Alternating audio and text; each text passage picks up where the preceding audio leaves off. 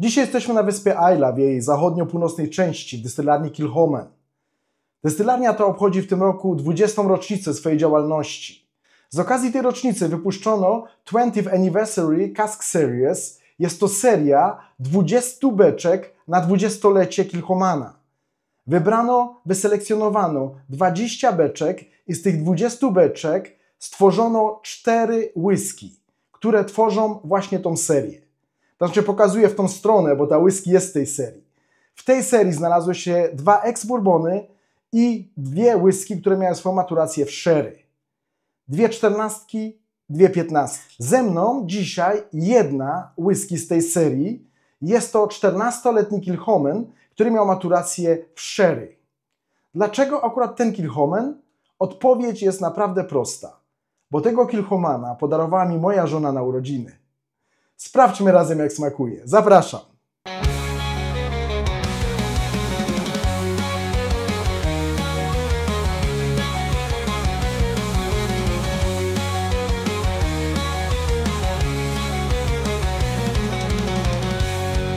Witam serdecznie w kolejny piątek. Tutaj Marcin. Tak jak zapowiedziałem na wstępie, jesteśmy na wyspie Islay, jesteśmy w dystylarni Kilchoman. I powtórzę jeszcze raz, że Kilchoman w tym roku obchodzi 20. rocznicę swojej działalności. W związku z tym wypuścił właśnie tą oto serię, albo inaczej 4 whisky z tej serii. Mam nadzieję, bo światło się odbija, że widzicie ten napis. 20th Anniversary Cask Series. Dobrze, wyciągnę już może tą whisky i będę co nieco o niej opowiadał. Chciałem ściągnąć to opakowanie ze skrzynki i bardzo delikatnie otwierać, ponieważ moja kamera jest bardzo wrażliwa, a nie jest łatwo, że tak powiem, otworzyć tą skrzynkę. Jest to naprawdę świetny karton, bardzo twarde opakowanie, super wykończone. No wyciągnę teraz samą butelkę. Wygląda bardzo ładnie, to znaczy wygląda jak każdy inny Kilchoman, tylko oczywiście różni się naklejkami, kolorem i cyferką. Tutaj widzimy wyraźnie 14, mam nadzieję, że to widać. Ale muszę przyznać, że to opakowanie bardzo mi się podoba. Nie wiem, czy widzicie. Postaram się go pokazać z każdej strony. To nie jest tylko taki jakiś zwykły kartonik. Bardzo fajnie, że przednia i tylna ścianka jest otwarta, tworząc takie jakby ramki obrazu i są jednocześnie fajną ozdobą tej butelki. Dobrze, pozwolę sobie nalać teraz tą whisky do kieliszka.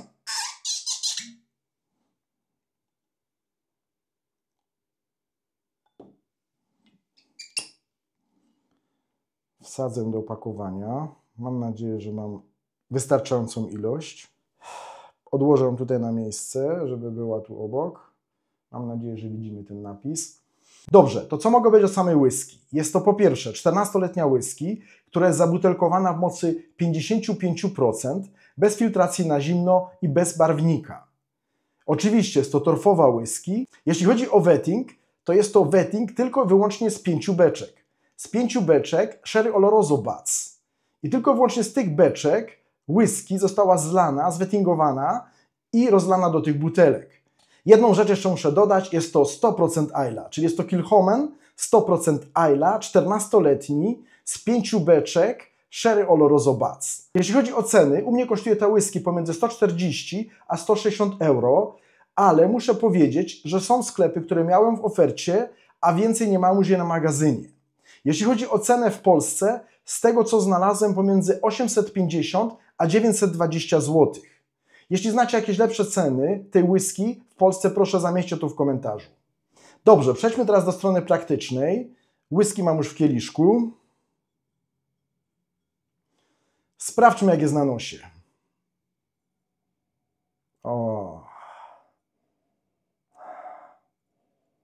O, jak fajnie. Pierwszy niuch to Kilchoman, taki torfowy Kilchoman, bardzo torfowy Kilchoman, a ten drugi, kiedy przełożyłem kieliszek na prawą stronę, czerwono-owocowo, jak mi tu poszło po nosie teraz, pięknie. Ale wiem, gdzie jestem, wiem, że jestem na Islay i trzymam w ręku Kilchomana. I to dobrego Kilchomana.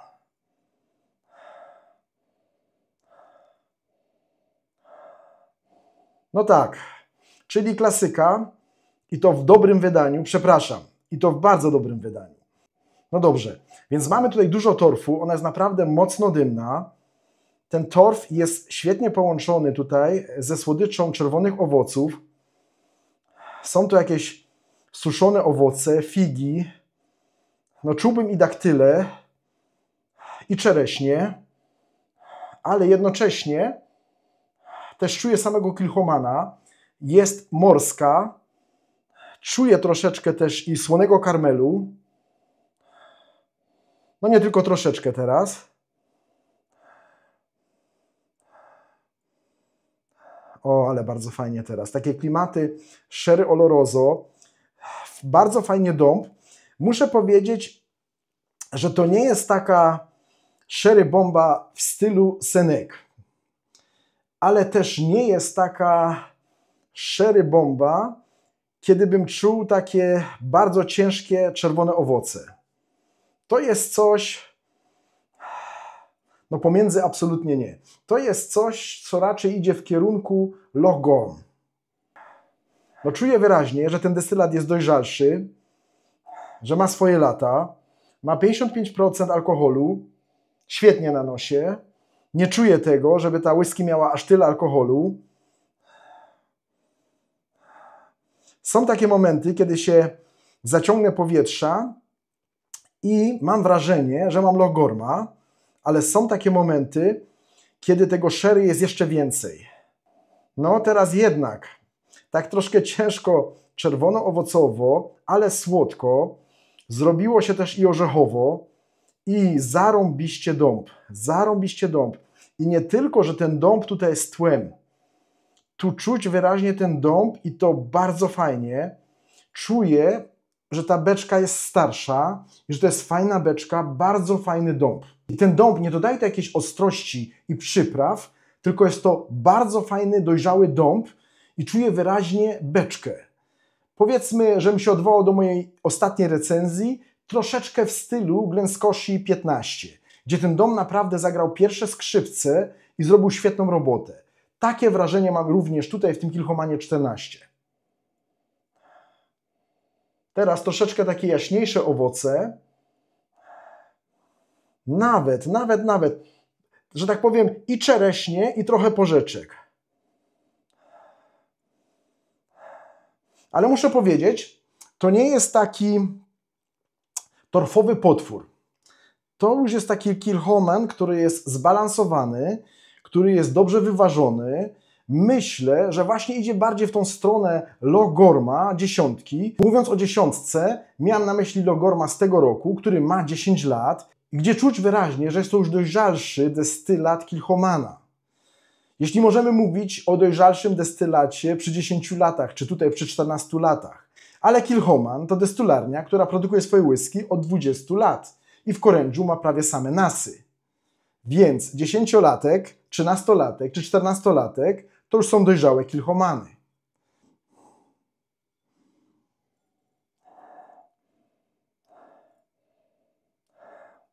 Bardzo szlachetnie, naprawdę bardzo szlachetnie. Ten torf nie bije teraz po nosie. Na początku, jak ją przyłożyłem pierwszy raz do nosa, oczywiście poczułem, że to jest bardzo torfowa whisky. Ale w tej chwili świetnie jest to ułożone. Ta morskość z tą słodyczą. Teraz taki karmel i takie klimaty tytoniowe mi teraz przyszły. Takie klimaty tytoniowe, które jednocześnie są połączone z zapachem czerwonych owoców, ale i suszonych owoców. No teraz dużo figi, takiej suszonej figi. O, teraz bardzo dużo. Daktyle i suszone figi. Pięknie. Pięknie na nosie. Dobrze, sprawdźmy, jak smakuje.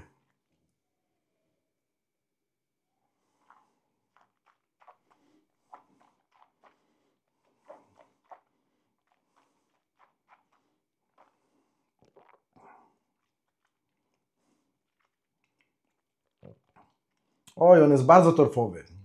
Bardzo. Ognisko. Takie miękkie ognisko. Mogę powiedzieć miękkie ognisko?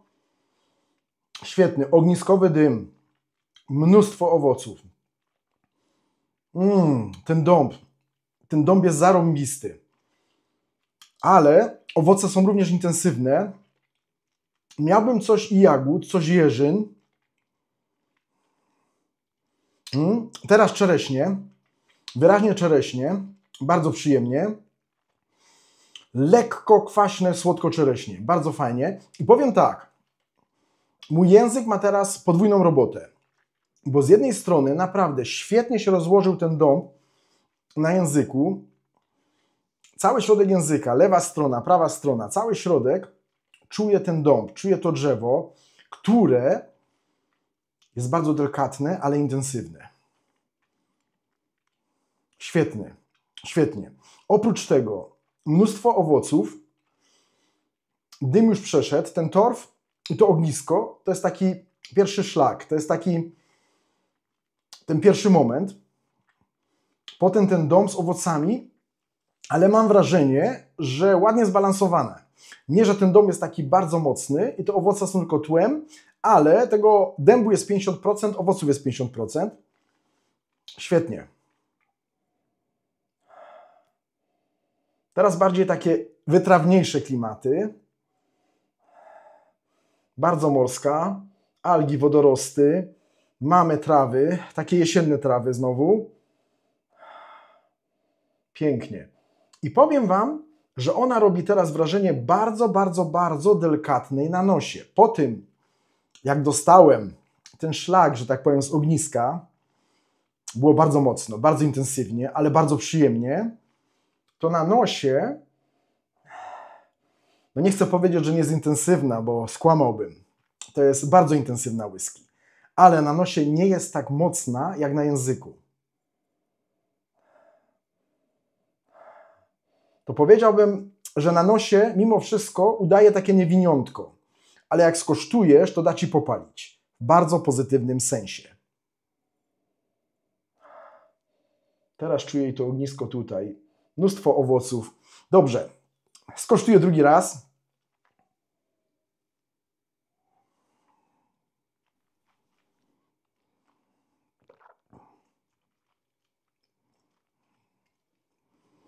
Wiecie co? Ten dym jest teraz taki boczkowy. Ten dym jest teraz taki z grilla. To nie jest już tylko ognisko. No mam jeszcze jakieś takie prażone migdały. Mam te czerwone owoce. Idzie troszeczkę w stronę marcepanu. Świetnie karmel. Słony karmel. Jest i czekolada. Ale czekolada, bym tak powiedział, około 50% kakao. Świetnie.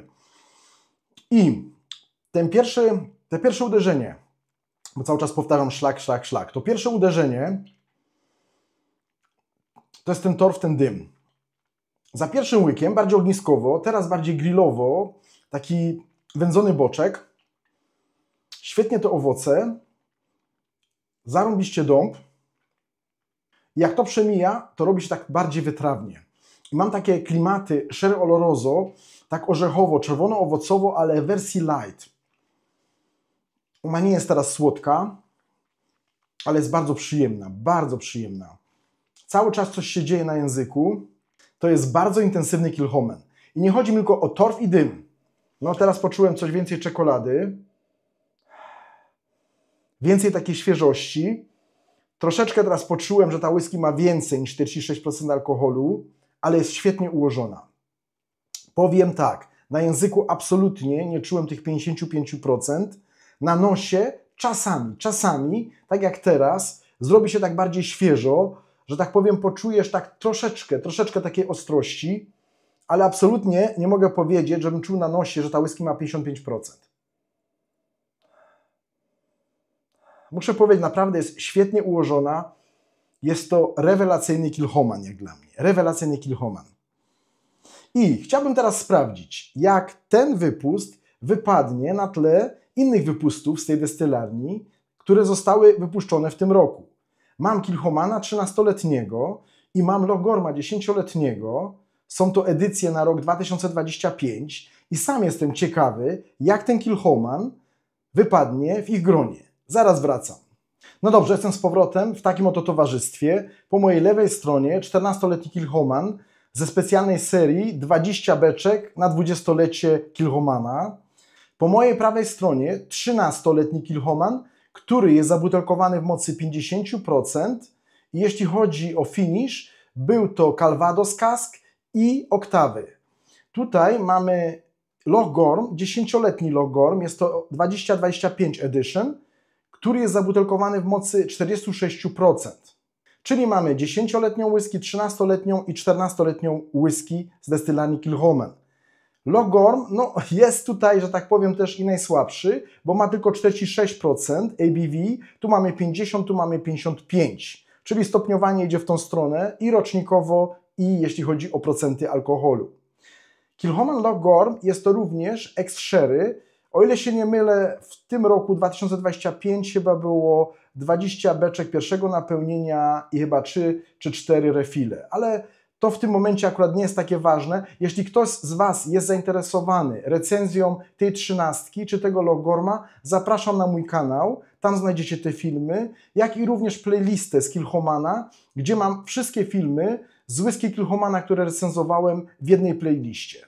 Ale żeby było troszeczkę ciekawiej, zostało mi jeszcze coś w samplu z Octomora 16.2 i robiąc recenzję Octomora przy 16.2 powołałem się do tego, że ten dąb smakuje w Octomorze 16.2 tak dojrzale i tak fajnie jak w tej 14. I nie ma nic prostszego jak zestawić teraz te dwie whisky ze sobą bezpośrednio. Więc dodatkowo naleję sobie tutaj do kieliszka tą resztkę, którą mam. No muszę powiedzieć, to nie jest dużo, ale może wystarczy, żeby choć trochę porównać. Ale zrobię to na sam koniec. Porównanie jednak zacznę od zestawienia 14 z Lochgormem 10-letnim, bo nawet dzisiaj wspomniałem o tym w recenzji, kiedy niuchałem tej whisky, że pachnie mi na dojrzałego Lochgorma. Pięknie. Świetnie pachnie ta whisky. Dobrze, w mojej prawej ręce Lochgorm 10-letni.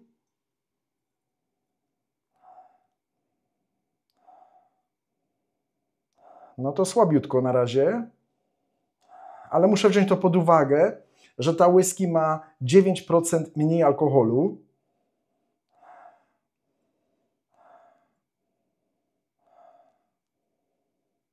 Dobrze. Zaczynam się dowąchiwać. Tu mam takie klimaty, powiedziałbym, karmelowo-czekoladowe i bardziej, jeśli owoce, powiedziałbym takie słodkie daktyle i troszkę figi, ale takiej świeżości czerwonych owoców no nie odczuwam tutaj w tej chwili.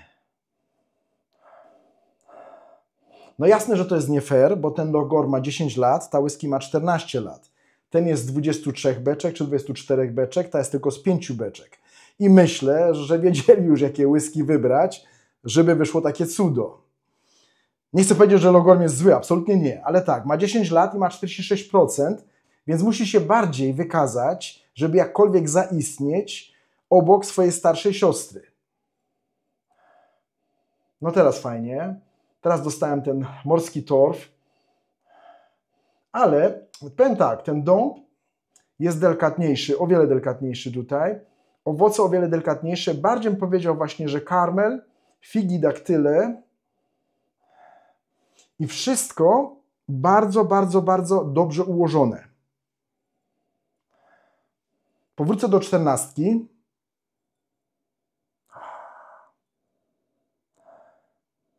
Myślałem, że Wam teraz powiem, że ta jest o wiele mocniejsza na nosie, a nie jest. Jest bardziej intensywna, ale w sensie doznania. Pięknie. Jest delikatniejsza, jest kremowa, jest oleista. Jeśli mogę mówić, że whisky jest oleista na nosie. Ale czuć, że ma substancję. Pytanie, czy to jest kwestia 4 lat, czy to jest kwestia 9%, czy kwestia po prostu doboru beczek. Pięknie, pięknie. Różnica jest znacząca.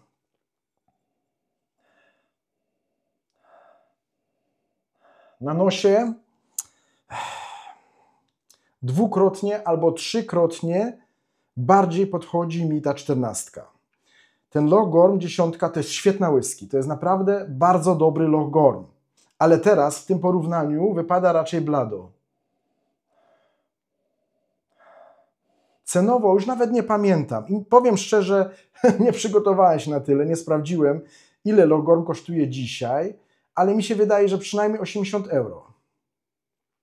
Wiem, że jak wyszedł, to zapłaciłem za niego 80 albo 90 euro. No nie jestem teraz 100% pewny, ile kosztuje teraz. Być może można go i kupić w promocji za 70 euro, 60, ale nie jestem pewny.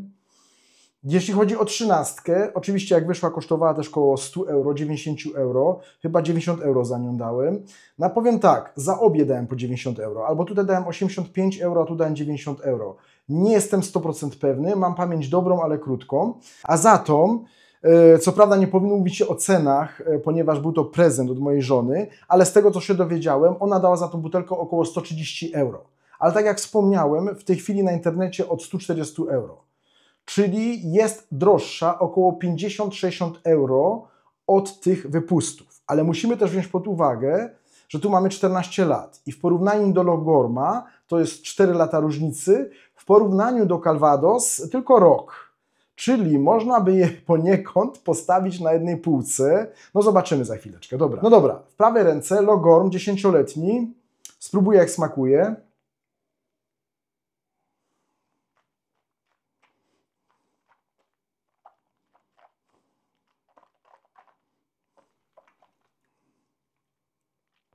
Dobry jest.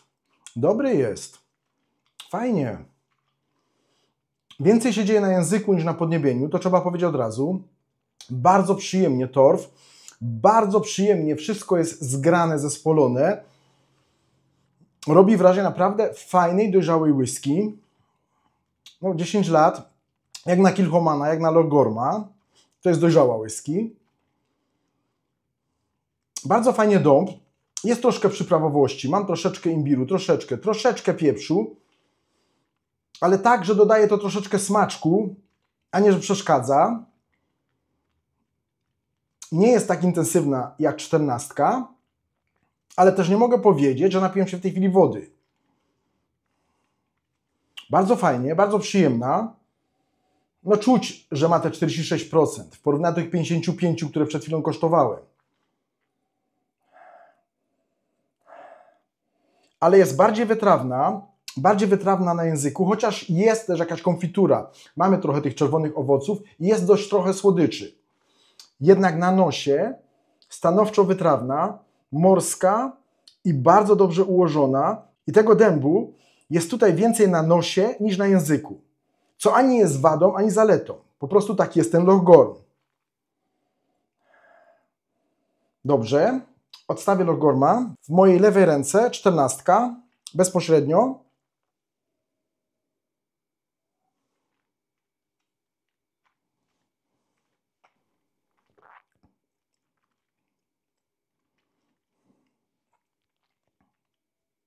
Rewelacyjnie.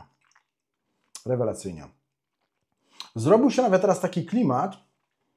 Bardzo fajnie dąb, świetnie dąb. Nawet teraz z przodu mam dąb. I zrobiło się nawet delikatnie teraz herbacianie. Tak? Mam posmak Earl Greya. Herbaty Earl Grey. Delikatny, ale jest. Też troszkę bardziej teraz wytrawnie. Rewelacyjnie dąb, świetnie. Jak ja to lubię. To drzewo w tej whisky. Klasa, naprawdę klasa. Dobrze. Ale chciałbym ją teraz zestawić z 13, z Calvados i oktawami.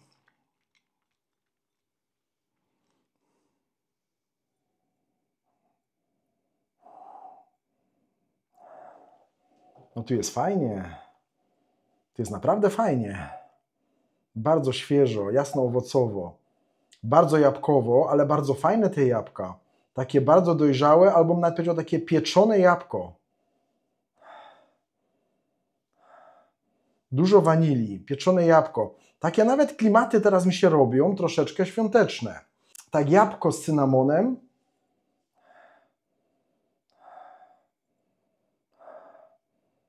Bardzo fajnie, bardzo przyjemnie, jasno owocowo. No muszę powiedzieć, ten torf troszeczkę delikatniejszy. No takie mam wrażenie w tej chwili, że jest delikatniejszy niż tutaj w tej 14. No ja wam powiem, ten Calvados ma coś w sobie. Ta whisky ma coś w sobie. Dobrze, skosztuję 13.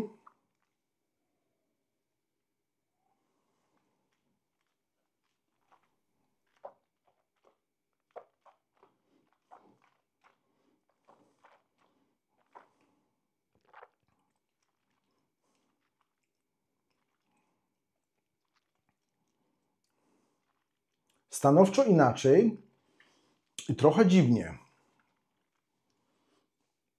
Nie, że źle, nie o to mi chodzi.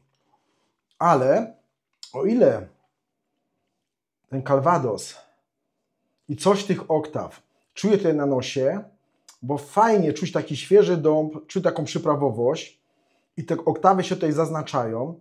Świetnie, według mnie świetnie ten Calvados tutaj. O tyle na języku.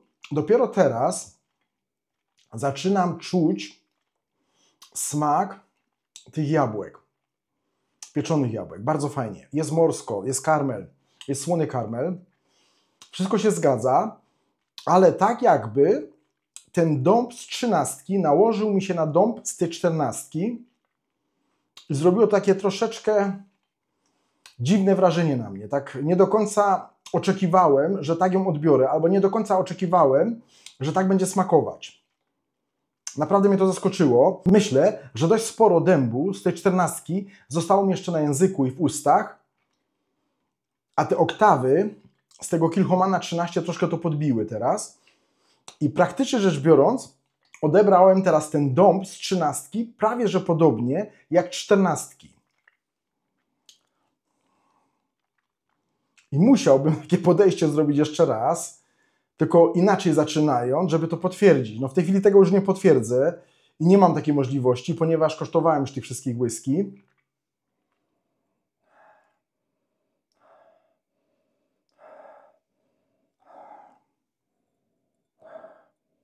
Pięknie, waniliowo teraz mam po lewej stronie. Mam Sherry Butts, ale jest bardziej waniliowo po lewej stronie niż w 13 z Calvados.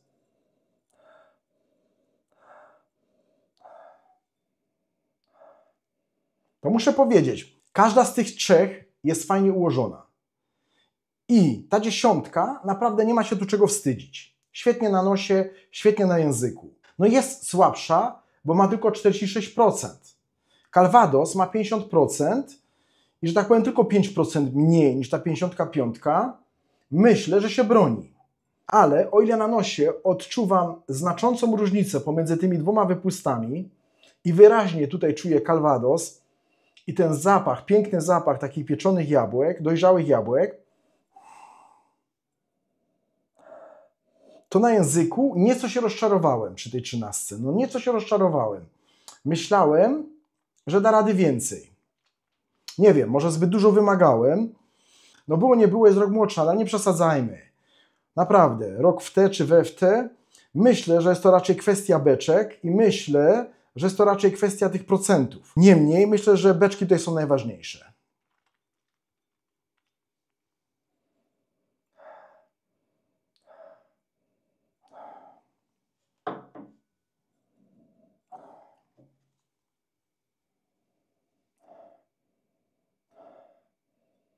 No Lochgorn, no przykro mi to powiedzieć, ale ten Lochgorn 10-letni w tym zestawieniu najsłabiej na nosie.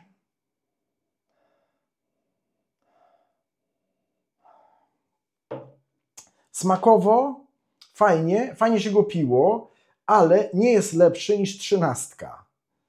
I absolutnie nie jest lepszy niż ta 14. Ta 14 w tym zestawieniu pachnie i smakuje mi najbardziej. To muszę przyznać.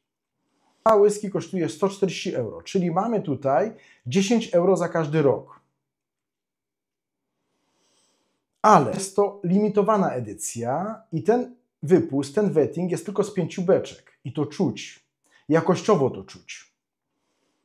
Smakuje rewelacyjnie. No mogę powiedzieć, jeśli chodzi o mnie, jest to najlepszy Kilchoman, jakiego piłem. 140 euro.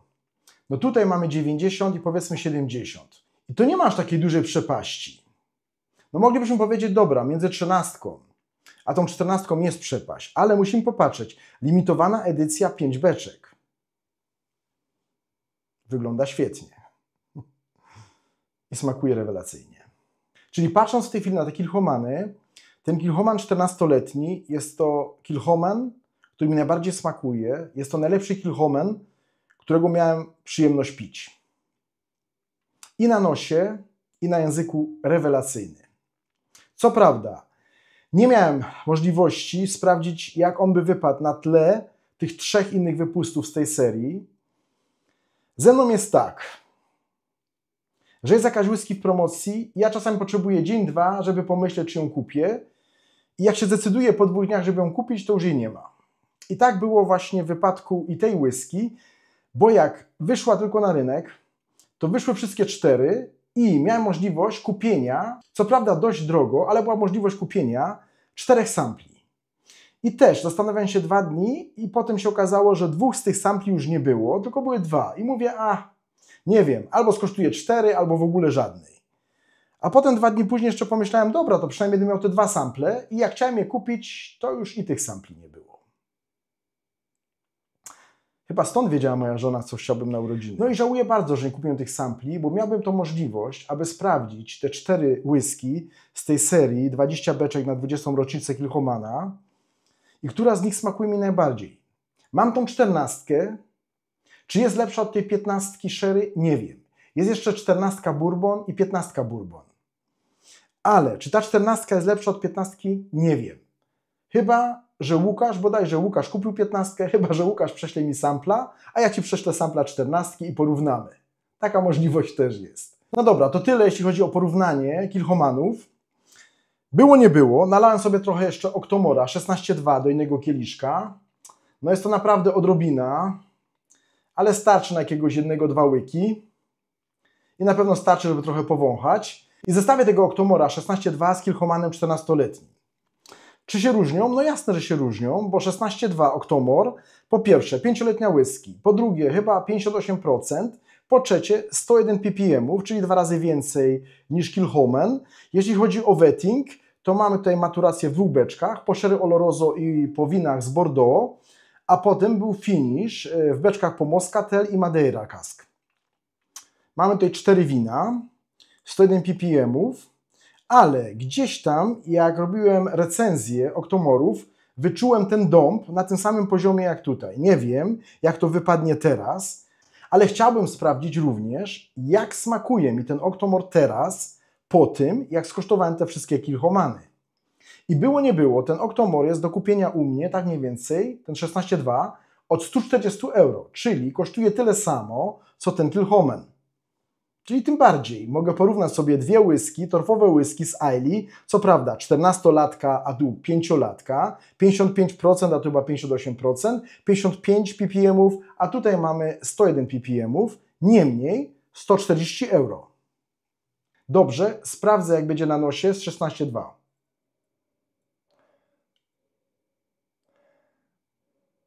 Kurczę, jest świetnie. Jest świetnie. Pięknie. Ten destylat z Bruichladdich. Tak jak już mówiłem, Port Charlotte na sterydach z dodatkami. Pięknie, słodko. Czuć i Oloroso, czuć i Madeirę. Według mnie Madeira i Oloroso na pierwszym planie. Ten dym i torf jest taki popiołowy, jest taki ziemisty, jest taki zimny, jest taki chłodny. Nie jest taki miękki i ciepły jak w Kilchomanie.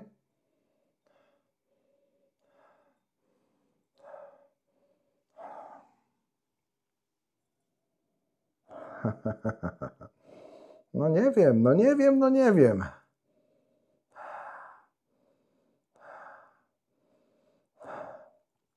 No wiecie co, no nie chcę teraz wybierać, jaki destylat lubię bardziej, czy Bruichladdich, czy po prostu Kilchoman, bo tutaj czuję wyraźnie, że tu mam Bruichladdich, a tutaj mam Kilchomana. Po prostu zostawmy teraz destylarnię na boku, która mi bardziej podchodzi, którą bardziej szanuję i tak dalej. Chociaż szanuję bardzo obydwie, to muszę przyznać. Obydwie destylarnie bardzo szanuję i bardzo lubię ich destylat, ich whisky. No tu jest teraz taki funk, wyraźny funk. I mam tutaj teraz coś ze stajni stodoły. Mam tutaj wyraźnie. Mam tutaj takie wiejskie klimaty. Jest coś takiego industrialnego tutaj, co odczuwam. Znowu tutaj bardzo świeżo, owocowo. Teraz pierwszy raz, kiedy wyczułem tutaj również i bitą śmietanę, tak kremowo, pięknie. Ta robi wrażenie jednak cięższej i tutaj ten funk, który już wyczułem, cały czas go czuję.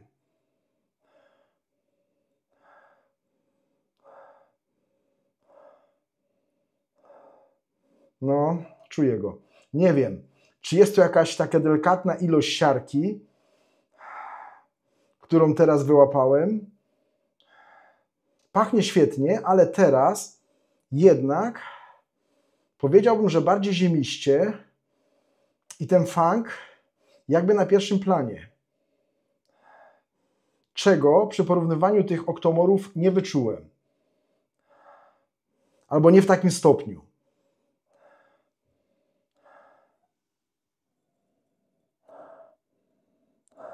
To powiem tak, żeby być poprawnym politycznie, no słuchajcie, porównuję teraz whisky na bardzo fajnym poziomie. Porównuję teraz naprawdę dwie rewelacyjne whisky ze sobą. Myślę, że troszeczkę ma znaczenie również to, że tej whisky tutaj mam tak minimalnie. Jakby było jej więcej w kieliszku, być może odbierałbym ją troszeczkę inaczej.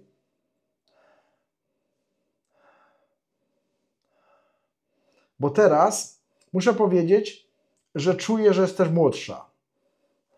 O ile przy recenzjach bardzo je chwaliłem i dalej będę je chwalił, że nie czuć absolutnie tych 5 lat.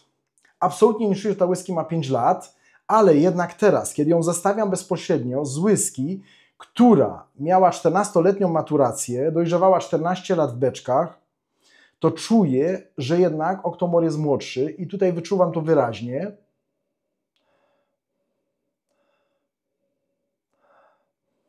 I jeśli mógłbym powiedzieć, to jednak na nosie Kilchoman podchodzi mi bardziej. Dobrze, no powiem Wam szczerze, to fajne porównanie teraz dla mnie, bo naprawdę zastanawiałem się nad tym 16.2. Czy to jest tak w tej chwili miarodajne? Nie wiem. Mówię jak jest w tym momencie. Było, nie było, skosztowałem jednak 3 Kilchomany i teraz przechodzę do Oktomora. No dobra, sprawdźmy jak jest na języku.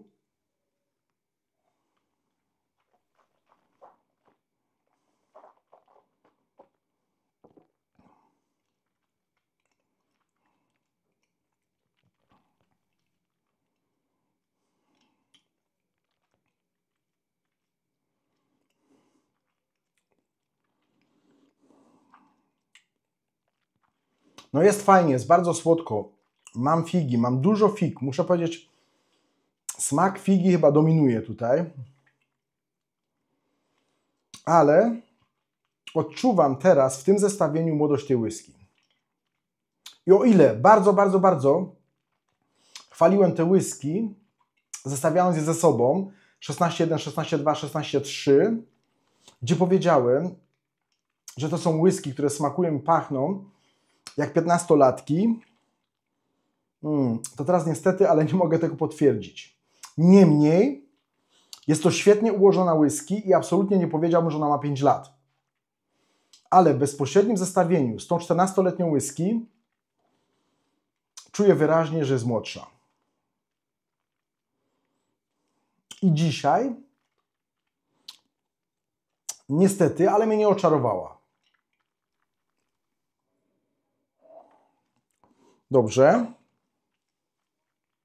14 w mojej ręce.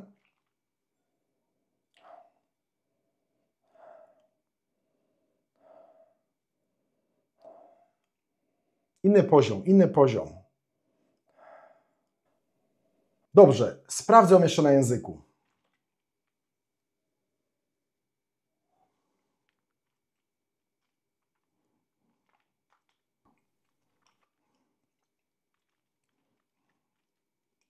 Nie ma o czym gadać. Nie ma o czym gadać. Ok, dobra. To mi wystarczy. Świetnie, świetnie. Dąb rewelacyjny. Rewelacyjny dąb. Ten dąb w tej whisky robi zarąbistą robotę. Plus te owoce, plus torf, plus sam destylat z Kilchomana. Świetnie. Świetnie to współgra, a dąb jest rewelacyjny. Rewelacyjny. Dobrze, to podsumujmy. Dzisiejszym bohaterem jest Kilchoman 14-letni z serii 20 beczek na 20-lecie Kilchomana. Moja whisky to jest 14-letnia whisky, która miała swoją maturację w beczkach po Sherry Oloroso. Jest to wetting z 5 beczek. Jest to rewelacyjna whisky. Jest to najlepszy Kilchoman, jakiego piłem. Porównywałem tego Kilchomana teraz przy Was z tymi dwoma, które są naprawdę świetne i które polecam. Ale ten jest rewelacyjny. Jest droższy, to trzeba powiedzieć, jest droższy. Kosztuje około 140 €. No w Polsce, niech popatrzę, 850 zł, naprawdę, to jest drogo, ale porównałem go bonusowo również do Octomora 16.2, który naprawdę jest świetny i mi podchodzi. I tydzień temu powiedziałem, że gdybym miał kupić jakiegokolwiek Octomora, to właśnie tego 16.2. I on jest naprawdę świetny. Ale ten Octomor 16.2 przy tej 14, powiem inaczej, ta 14 podchodzi mi bardziej. Gdybym miał 140 € i miałbym wydać na którąś z tych whisky, to wybiorę tego Kilchomana. Uważam, że jest to bardzo, bardzo, bardzo dobry Kilchoman. Dla fanboyów Kilchomana, no nie chcę powiedzieć must have. No nie chcę powiedzieć must have, bo to jest przegięcie. Nie można tak powiedzieć, jeśli whisky kosztuje 140 €. Ale jest to whisky, którą warto skosztować. Ta whisky smakuje bardzo szlachetnie, ta whisky smakuje bardzo dębinowo, ale na świetnym poziomie. Ten dąb tutaj jest rewelacyjny. Czuć, że to jest dobra, dojrzała, ułożona whisky. I ten dąb robi tutaj świetną robotę. Ta sherry jest bardziej w kierunku Logorma. Absolutnie nie jest to Senec. Absolutnie. To jest Kilchoman dymny, sherry, ale to nie jest Senec. Oczywiście Senec to jest świetny standard i polecam. Ale Senec jest po prostu mocny, torfowy, mocno czerwono-owocowy i po prostu daje czadu. Tutaj to jest zupełnie inny poziom. To jest zupełnie inny poziom. I rewelacyjny poziom. Ten dąb, który współgra z tymi owocami, z tym torfem. Świetnie, po prostu świetnie. No nie wiem, co mam więcej powiedzieć. Jak dla mnie to jest najlepszy Kilchoman, którego piłem. Jak dla mnie to jest jedna z lepszych whisky w tym roku, którą piłem. I myślę, że jest to whisky, która się załapie na moją topkę z tego roku. Mam pytanie teraz do Was. Czy mieliście możliwość kosztowania tej whisky? Czy skosztowaliście inne whisky z tej serii? Jakie są Wasze wrażenia? Proszę o Wasze komentarze pod tym. Mam pytanie do Łukasza. Czy otworzył już swoją 15? Jeśli tak, daj znać, jak Tobie podeszła ta 15. Dobrze, mam nadzieję, że podobał Wam się ten film. Dziękuję za Wasze wszelkie wsparcie, za Wasze subskrypcje, za lajki, za komentarze. Za to, że jesteście ze mną i oglądacie moje filmy. Do zobaczenia następnym razem. Cześć!